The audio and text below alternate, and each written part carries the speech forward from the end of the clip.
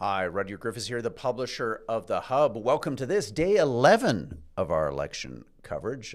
Joined on the program for our first session by Sean Speer, co-founder and editor at large, and our resident pollster, the co-host of our political and polling podcast, Daryl Bricker.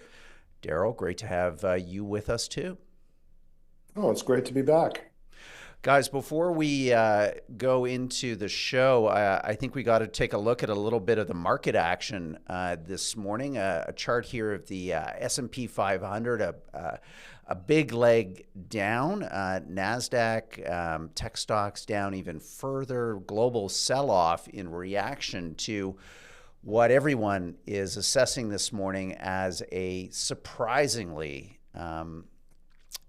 aggressive set of tariffs, to say the least. And look at this chart, guys. The Canadian dollar just smashing it up higher, breaking out of the 70 cent bound, heading towards 71. You can see those blips way down at the corner of the screen, literally at Trump's announcement, ups and downs, and then boom, overnight, Canadian dollar, Mexican peso strengthening on the basis of Canada and Mexico not seemingly being ensnared in this latest round of tariffs. Just finally, before we go to the panel, let's review where our leaders are this week. We have Mark Carney in Ottawa for another series of press conferences and virtual meetings with the premiers. Pierre Poilievre is in Kingston, Ontario, with a press conference at 10:30 a.m., and we'll be following that carefully here at the Hub and see what comes out of it. Singh is also making an announcement in Ottawa before heading to Montreal, and we'll be doing media in Quebec for the next little while. Well, Daryl, let's come to you and talk the last whatever it is, 18 hours or so. Your takeaway on this. Many people commenting this is the end of an era, in a sense. We'll see how long these tariffs last. Trump does have a tendency to flip-flop, but nonetheless, the shock, a global tariff regime that's in every quality and every intent in its intensity as bad as, Smoot-Hawley from the Great Depression. Well, it is interesting. The liberal democratic order that's kind of ruled the world since the end of the Second World War, something that's really worked to the benefit, particularly of the United States, is definitely under attack. And, we've seen over the last while, it's certainly being attacked from the left. The idea that liberal democratic capitalism is all about oppression and identity and all those kinds of things. In fact, this is one of the things Justin Trudeau celebrated about our post-nationalism. We're kind of breaking away from this. But now we're seeing the reaction to all of that from the right. And they have their own grievances about the way that liberal democratic capitalism has worked, particularly over the last few decades. And part of that is, kind of renationalizing their economy.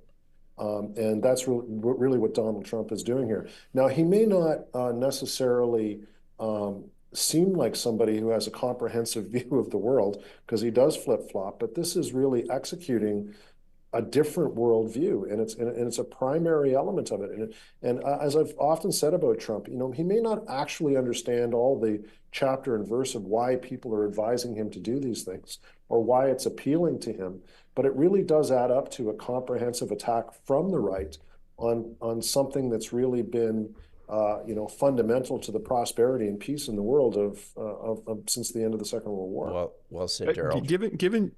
Given you went there, Daryl, let me follow up before we delve into the policy and political implications for Canada. On our biweekly show, we've talked a bit about the trend away from free trading globalization in Western democracies. I think there's an intuition that Canada is something of an outlier, that our self-identity as a trading nation in a way represents a bulwark against the rise of a new nationalism. Why don't you just talk a bit about what your polling tells us about Canada's own relationship with free trade and globalization?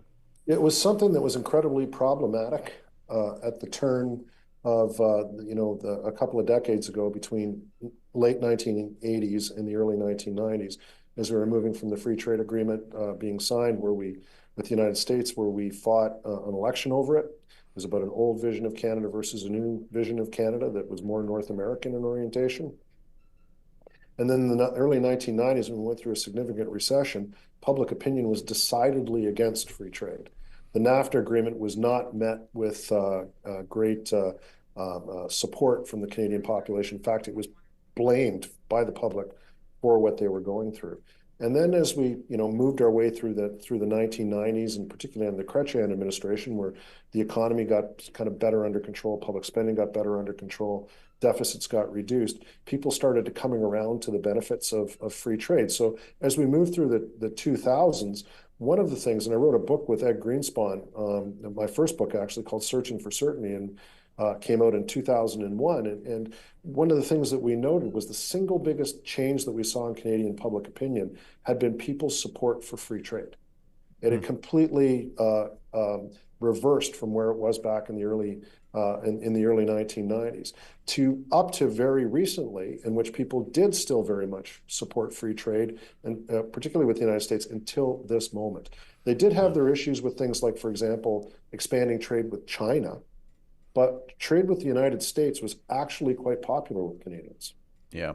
Sean, let me come to you with a question that I've been thinking about since we did our live show yesterday with David Frum. And thank you to the over 5,000 people that tuned into our live stream yesterday afternoon as we covered the Trump Rose Garden announcement live here on our YouTube channel. And Sean, it's that I think we're all seeing where this is headed. The different campaigns, the party leaders, Pierre Poilievre even yesterday indicating what Mark Carney has been saying maybe less explicitly over the last week, which is let's accelerate the renegotiation of CUSMA, of the North American Free Trade Agreement. Let's do that right after the election, before 2026, to remove this cloud of uncertainty over the country. And these two men are, I think, going to vie with each other over the next few weeks to see who credibly can lead that negotiation in the best interest of Canadians. My question for you, though, is, the mood in the country, and let's come to Daryl on this also, versus, possibly corporate interests and other powerful interests in the country that would like a much more pragmatic approach that might be open, say, to a customs union with the United States. I think there's a lot of daylight, Sean, though, right now between those types of views, some of which we share at the Hub, and where public opinion is at, the anger towards Americans. How do you think this plays out in the campaign, Sean? And then what the heck comes after the election? Yeah, I agree with the basis of your question, Roger. Whoever wins this election, his honeymoon as prime minister might be pretty brief, because, as you say, the government will soon thereafter enter into negotiation with the Trump administration, where securing some type of economic and security agreement, a successor to CUSMA, possibly a bilateral one, will almost certainly involve compromises on the part of Canada on issues like the ones that were set out this week in this report by the U.S. Trade Representative, including supply management, the Online Streaming Act, our CanCon regime, and on and on and on. French language rights. And how our political leaders square the circle between securing an agreement, which I think most would agree is in our economic interests. And as you say, I think the growing political obstinance to compromise with the Trump administration will be inherently challenging. It will require a case of political leadership that will probably leave the prime minister diminished. I mean, it kind of counterintuitively, securing an agreement with the Trump administration may be the kind of silver medal that comes with winning this election, because who knows, Roger, it could result in the prime minister being a one-term prime minister. So, Daryl, what do you think? I mean, you can see how this is lining up, right? We got to pass right now. We got to pass yesterday that list that we're showing you right now that was shown in the Rose Garden. We got to pass, but we know what's coming after this election. It's going to be, a full court press by the U.S. to, I don't know if you want to be uncharitable about it, make us into the de facto 51st state by basically saying, here's your cultural policy. Here's your policy related to agriculture. Here's your defense policy. We're going to These dictate are all of tariffs. here. Here's your tariffs to the external world, right, Rutherford? Like maybe the Exactly. cost of securing agreement means essentially matching the Americans on tariffs towards China and other countries around the world. Yeah, I mean, let's be honest about this. This is going to be a massive loss of sovereignty in turn for access to Trump's version of America. The butcher's bill, Daryl, is going to be a big one. So, what do you think about Canadian public opinion? Are people willing to pay the butcher top dollar for USD Prime A sirloin? We're not there. And the election campaign is not going to be a debate about any of that. What the election campaign is going to be a debate about is who. So that's really what's being considered by voters at the moment. Whatever that new environment is, as much as we can think, we can speculate and understand about what it's going to be, the only question on the table at the moment for Canadians is who. And the difficulty that the Conservatives find in this situation is very difficult to draw light or draw space between themselves and what the Liberals are doing. Back in 1988, when this was being considered, there were two very clear sides. This time around, there are no clear sides in terms of policy. I mean, maybe there are some aspects that they can highlight one way or the other, but they're not moving the numbers. The only thing that's moving the numbers right now is who will be at that table on Canada's behalf. And at the moment, Canadians really see that as Mark Carney. Yeah. But Daryl, I guess my follow-up question there is, yes, that's the election, but your long study of Canadian attitudes, your writing, the books you've done about, Canadian sense of identity and purpose, what does that tell you outside of the election, beyond the election, Canadians' willingness, let's say, to go on with an idea of joining Fortress North America? Because we know that corporate interests in this country will be very keen to pursue that path. The most important thing for them is access, unrestricted access or unfettered access to U.S. markets. My concern is I don't think Canadian public opinion after this episode is anywhere close to accepting the kinds of things that the Trump administration will ask us in turn for that access. But I'm not the expert on public opinion. You are. Okay, well, I'm going to say some things that will probably get some of your viewers today either upset or excited or confused. The first thing is I think it's incorrect to talk, and not you, Rudyard, I would never say this about you. But I think it's incorrect to talk about Canadian public opinion. I think that there's wide varieties of Canadian public opinion on this. And I'll give you an example. How people in Quebec are thinking about this is probably pretty similar to how people in Ontario are thinking about this, but how people in Alberta might think about it might be quite a bit different. So prior to the election campaign, we asked Canadians, would you consider if your assets could be valued in US dollars and you could get full US citizenship, would you vote for it? 30% of Canadians said yes, half of people who were Gen Z. So a lot of this elbows up stuff is kind of funny when you take a look at the video of Mike Myers and Mark Carney. I mean, it's celebrating a Canada that existed probably back in the 1970s. Right.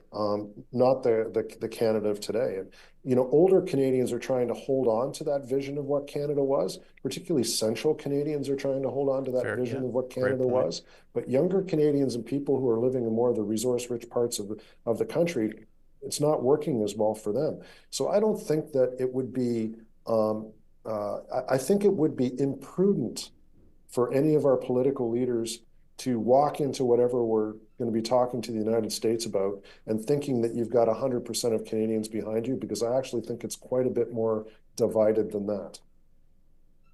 Yeah, well, it speaks to an important point, doesn't it, Rudyard? One that we've been discussing on this show for the better part of the past week and a half, and that is the extent to which to really understand the election dynamics, to really understand the Canada-U.S. relationship, you have to look at it through the lens of regional fault lines in the country. And Daryl makes an important point that there are also generational ones. And it I guess all that to say to your point, Rudyard, whoever wins this election will have a brief period of time where he gets to measure the drapes in 24 Sussex or wherever our prime minister is living these days. And then he'll be faced with, one of the toughest set of choices that a prime minister has faced in my lifetime. Daryl, before we let you go, let's pull the conversation back to the campaign itself. There has been some, I think, debate going on in the world of punditry about whether yesterday's outcome advantages the Liberals, the extent to which it enables Mark Carney to say that he's already achieving some progress on behalf of Canadians, or if the extent to which it diminishes the Trump question, if nothing else temporarily, it may advantage the Conservatives, who, as we've discussed on previous shows, are well placed to prosecute a case over the coming weeks about change. At this level, without any new data, and we're in field again, I'll know soon enough, but I would say it does neither of those things, mainly because the situation remains confused. So somebody who's watching this really closely might be able to parse through all those details, but the average voter, they would probably just remain confused. Do they think that we dodged a bullet and the threat has declined? Maybe for the moment, but they believe it's also on the horizon. So I don't think it changes very much. And if it doesn't change very much, it's advantage Carney. The other advantage that Carney has in all of this is that he's allowed to go back to Ottawa and do what he's doing over the next couple of days, which is not campaigning, because every day he spends on the road is a bad day for him. He's not a good campaigner. This is not a game that he plays very well. And the more he can, and I think I've said this on the show before, the act of governing is his best campaign. So I actually don't think it changes anything. Nothing breaks for the Conservatives. And to the extent it keeps Carney off the road and people remain confused and they're looking for that person to be able to deal with this after the election campaign, it's advantage him.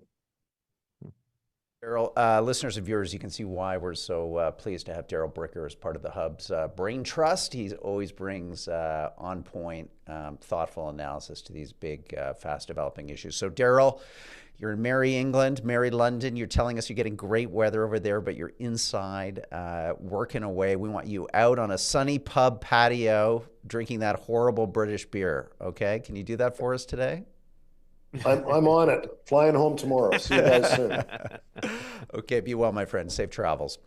Well, Sean, let's bring in Theo Argytas. He's the Hub's editor-at-large for economics and business. He was writing in our pages today, and let's break down the latest kind of economic fallout from Trump's tariff announcements yesterday. Theo, great to be in conversation with you.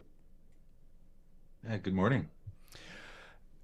Theo, let's start with the early kind of reaction this morning in markets. You've got 3 decades previous to the Hub working for Bloomberg and Bloomberg News, covering the economy and markets closely. This is not going down well. These tariffs, I think, seem to have surprised markets. Theo, is that right in terms of the scale, the size of at least what's initially being indicated by the Trump administration? That's right. I mean, if you had any kind of illusions that he would not move ahead with rewiring the international trading order, he made it pretty clear yesterday that that really is his intention to kind of change the way the world trades, and across the board tariffs on most countries, very, very high levels of tariffs. Some of the estimates that I've seen now, the effective tariff rate charged by the U.S. now is somewhere just south of 30%, much more than it has been over the last century. So, I mean, Trump is all in on tariffs, and we're seeing that the impact on markets. The interesting thing about what we're seeing is actually U.S. markets have been hit harder than the rest of the world, because people are starting to see this as much more negative for the U.S. economy than everywhere else. Because, I mean, obviously the U.S. consumer is going to be facing these higher prices, and that's going to have far-reaching impact on the U.S. economy. And so U.S. Stocks and U.S. markets are actually being hit harder than elsewhere as a result of this. That's the irony with these measures that were announced yesterday. Mm-hmm. Theo, if I can jump on something that Daryl Brooker said, which is for most Canadians, and I would include myself amongst that group, yesterday's announcement leaves us confused about where precisely Canada stands when it comes to Trump's tariffs. At the risk of getting a bit wonky, can you just help our audience understand what tariffs were presently subjected to and which ones were not? Yeah. So the tariffs that were announced yesterday were these so-called reciprocal tariffs. Essentially, the U.S. Kind of has done some type of calculation to determine unfair practices, country by country, case by case, and has come up with a kind of a reciprocal tariff to kind of counter what it deems what it deems are unfair practices in these countries. Canada and Mexico, the two, North American trading partners, were spared those tariffs. So that's kind of the positive news from the announcement yesterday.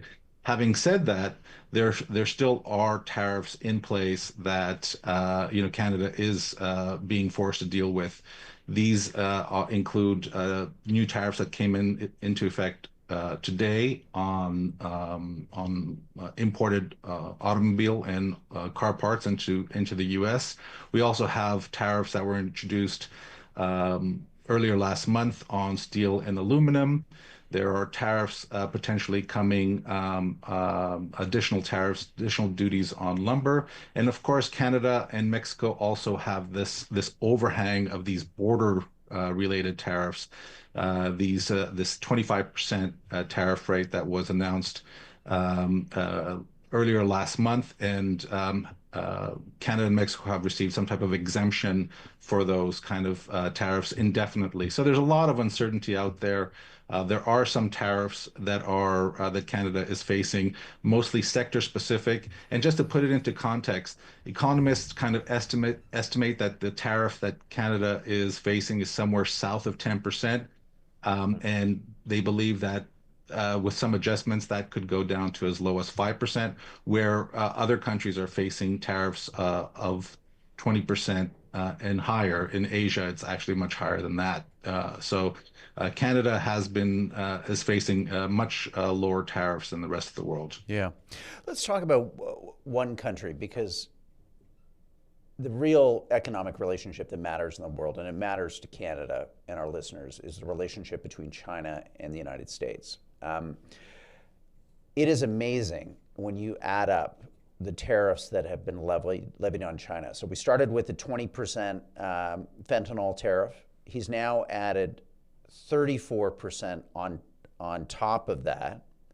So we're at 54%. And then, again, a little bit technical, but not unimportant, there was something called a de minimis tax, where Chinese imports under $800 a day that consumers were, Amazon and others were importing these single item goods from China tax-free, that's gone.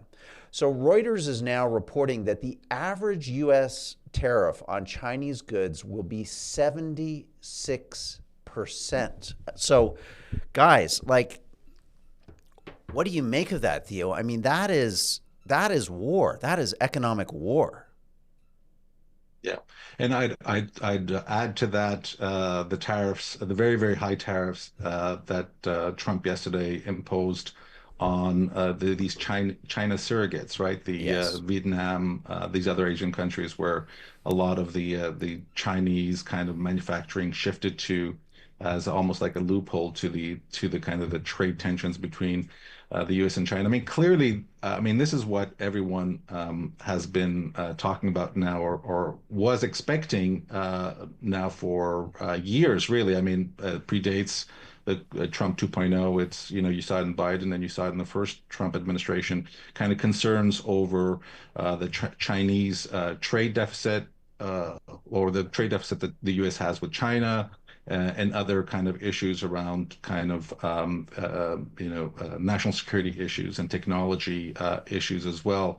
So I mean, in some ways, the kind of the efforts to build this tariff wall vis-a-vis China was kind of the one thing that people thought that he would be doing, regardless of kind of the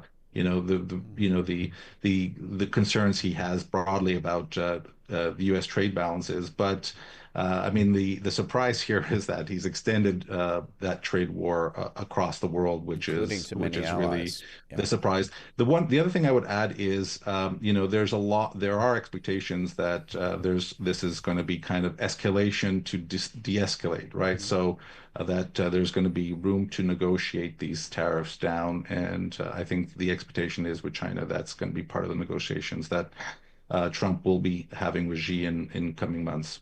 But I would just say, Roger, Sean, if I can, please, is that a lot of our listeners and viewers, I suspect, would be sympathetic to the case that President Trump and others have made around him that the West needs to revisit its economic relationship with China. But he is, by essentially opening up trade wars with every country in the world, including a lot of traditional allies, he's in my mind undermined America's ability to build a coalition that seeks to isolate China.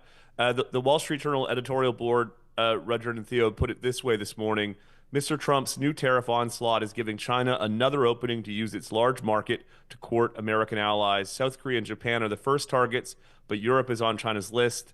Closer trade ties with China and doubts about access to the U.S. market will make these countries less likely to join the U.S. to impose export controls on technology to China or to ban the next Huawei. And so if the raison d'etre, if the ethos of the Trump administration is to change America's relationship with China, one can't help but think that yesterday's announcement has done real damage to that long-term goal. But Sean, what do you think then about what's coming for Canada, which is, again, this language about Fortress North America? In a sense, if you want access to our American market, you're going to have to come behind our tariff wall. And I agree with Theo. This is probably a starting point in a negotiation. But these tariffs ain't going back to zero anytime soon. So the reality, Sean, is that we need to contemplate in Canada that all those lovely goods that we're buying on Amazon, and God knows I'm a happy Amazon shopper, all of that in a matter of, I don't know, months, a year, if we choose to take out a Costco club membership in Fortress North America, all of that is going up by whatever this guy says it's going up, not by what we say. And Sean, you were part of the Harper government. You spent all those years in Ottawa with Prime Minister Harper building free trade agreements around the world. It's been amazing. The Trudeau government, to their credit, added to that list of countries that we have free trade with. Are we just going to blow that all up, Sean, and join, the United States to let, President Trump and whatever comes after him in the MAGA movement set our trade relationships with the rest of the world? Yeah. Just to build on your point, Roger, this isn't an abstract line of thinking either. There were provisions like what you just set out in the USMCA, right, about the North American trade with China and production in China. And so in a way, this is taking that point and possibly expanding it more fundamentally. We in effect would have the extraterritorial application of the Trump administration's trade policy now imposed on Canada as a condition to having mostly tariff-free access to the U.S. market. That's not likely to be part of the election campaign, but as we were talking about with Daryl, that trade-off, that question, I think one that represents a kind of forked road for Canada may indeed be the most important one that the next prime minister faces after the ballots are counted. Look, Theo, I say this partly in joke, but it's like, here's your choice. Outside the tariff wall, go join China and our other allies, Taiwan and Japan, which is just outrageous, and sit behind some 25% tariff wall that Canadian goods will face coming to the United States. Or join Fortress America. And well, you know, that can sound okay, but right now Fortress America is run by a lunatic. Like you are in a sense going into the asylum, not as a visitor, but as a patient. Yeah, which is why it's so difficult to map out anything and really to even kind of contemplate any negotiation with the U.S. or even deeper integration right now with the U.S. I mean, we need some kind of idea of what a Trump strategy is vis-a-vis North America. But the truth is, it's very difficult for us to break away from the U.S. economy, and the gravitational pull is going to be very, very strong. You know, the idea of diversifying is a long-term project. I don't see why the Germans would be happy to just kind of give up, you know, their market to Canada, because you know they sympathize with us, you know. So I don't think that diversification is a short-term thing. That's for sure. If it even is realistic in the long term. So that gravitational pull is very strong. And you just listen to Doug Ford. I mean, this is somebody who it looks like he is ready to accept deeper integration. He's ready to accept some type of rules, even if those rules are being dictated by Trump. And you know, that's what we're seeing right now. I mean, this is you know, it is a privilege for us to trade with the U.S. and the U.S. administration is letting us know exactly that it is a privilege. Mm-hmm. Sean, why don't you wrap up the show with us with some of your thoughts just on these last 18 hours and maybe some of the questions that, you know, we as voters deserve answers to in this campaign. And I think one of them is to push these two front runners to say, what would they do if the choice is as binary as I think we believe it could be? Is Fortress America part of Mark Carney's vision for the future of Canada? And he may say no, but what does no mean? I think we deserve these types of answers now during the campaign because they will be the basis of a huge national debate right after this election. Yeah, 1,000%. And there has to be a follow-up question along the lines that Theo just set out, because there will be, I think, a tendency on the part of the different leaders to hand wave away the question and claim that we can solve for it by diversifying export flows to other parts of the world. Mark Carney has Europe. Pierre Poilievre might have somewhere else. But as Theo says, we've tried that for the better part of 60 years. And at the end of it, guys, our trade with the United States has actually gone up. And counterintuitively, because at least for now, we're subject to lower tariffs than a lot of the other parts of the world, we may in fact see our flows to the U.S. go up even more in the coming weeks and months. And so I agree that there has to be a follow-up. They have to be pressed for a concrete answer. If not the U.S., where and how? And as you said earlier with Daryl Rudyard so insightfully, we're hearing a lot about red lines from the different leaders. They're competing on who's more committed to supply management.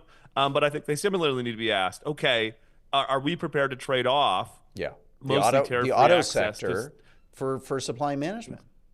Yes, exactly. I think those are precisely the types of questions that the next prime minister will confront. And if Daryl is right, that we are choosing not so much their policy agendas, but who we want at that table across from Donald Trump, then we have to have a sense of the ideas and the plan that he would bring. Yeah, well said. Well, Theo Argyris, thank you for coming on the program today. We look forward to your byline appearing in the Hub over the coming days as we unpack all the fallout from Trump's Rose Garden announcement. So we'll say goodbye to you now. We'll also say goodbye to those of us watching this program on demand on YouTube and as a on-demand podcast. If you join us live, like we are right now with our friends in the live chat, we're going to continue for another 15 minutes or so and take your audience questions. So I'll say goodbye to our on-demand video watchers and on-demand audio listeners, and I'll say hello in a moment to our live stream community. Bye-bye.